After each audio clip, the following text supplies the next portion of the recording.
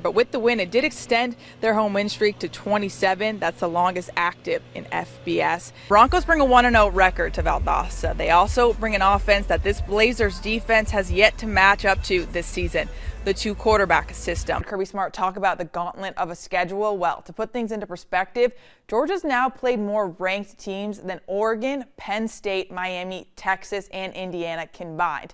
I asked him, I said, I heard you had to stay in a dorm room. He said, one night. He said, there was a Marriott across the street. I'm a grown man. I got a job. He went and booked himself a room at the Marriott. I said, you know what? I don't blame you. Say a picture's worth 1,000 words. Well, this one, $180 million, that is. It's what the Atlanta Falcons paid Kirk Cousins to, for lack of better terms, make Atlanta relevant again. Not often do we see first-year head coaches make it to the title game. That happened here with Josh McFathers. What is it about him and the culture that he still keeps at Brooks County that's got them here today? A big Saturday in Titletown, the 2025 class inducted into the Hall of Fame.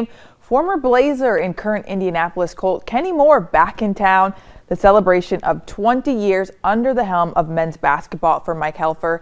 And what a better way to spend it than winning your 10th straight game. The number 11 ranked Blazers defeated West Alabama 87-64.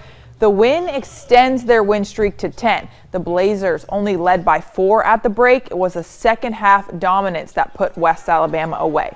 They shot 9 of 13 from deep, leading by 25 at one point. The Blazers bench continues to be a difference maker for this team. 41 points and 6 of 7 from downtown. Malik Litch had a season high 25 points, 21 of them in the second half. In August, approximately 15,000 college football players start their journey for a national championship. Week by week, that number decreases as teams fall, and now, as we enter the final week of college football, 262 players are just 60 minutes away from capturing that title, including one South Georgia native. And just 2 seasons ago, following his first year as head coach when they went 5-7, he was questioning whether or not this job was even for him. Well, now in 60 minutes, he could possibly be the first African-American coach to win the Division II national championship and bring the 5th title back to Valdosta State. 21.5 points. That's how much Georgia was favored over Kentucky heading into Saturday's matchup. So a surprise to many, the Bulldogs narrowly escaped what would have been their first loss in the regular season in 41 games. At least one Georgia student suffered critical injuries in the attack, the school said. Statements from UGA Athletics and Notre Dame said both schools had accounted for all team personnel. And something else of massive note, the Superdome set to host Super Bowl 59 in just about a month. Quinlan. It's a little messy. Listen to this. Westover beat Doherty by 1.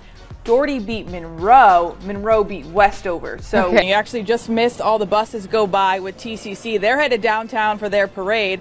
But on the Thomasville side, they just couldn't win the battle up front. This Richmond Hill team came in putting up an average of 33 points per game, and they held them to just 7. But when you look at Richmond Hill's offensive line, just their size advantage that they have over Lowndes' defensive line was really what stood out to me the most. Terrain Jackson said, listen, Sammy Edwards was still trying to figure out who Sammy was at the time. Well, this year, he knew exactly who he was. He accounted for all 6 touchdowns, 5 through the air, 1 on the ground. A completely different story than last season. And what a difference 24 hours makes after one of the worst offensive performances this season by the Bulldogs. In Game 1 of the Super Regionals, Georgia was back to its old roots with 15 hits and 11 RBIs to force a Game 3 in Athens.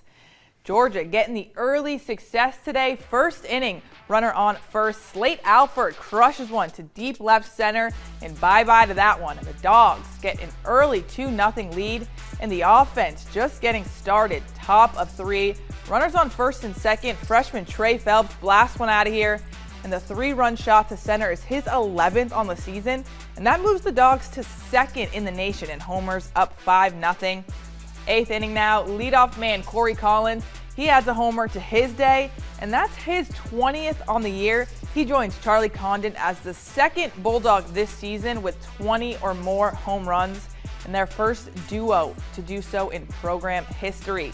And Leighton Finley shutting down NC State, 6 2/3 innings, 5 strikeouts, and 1 earned run.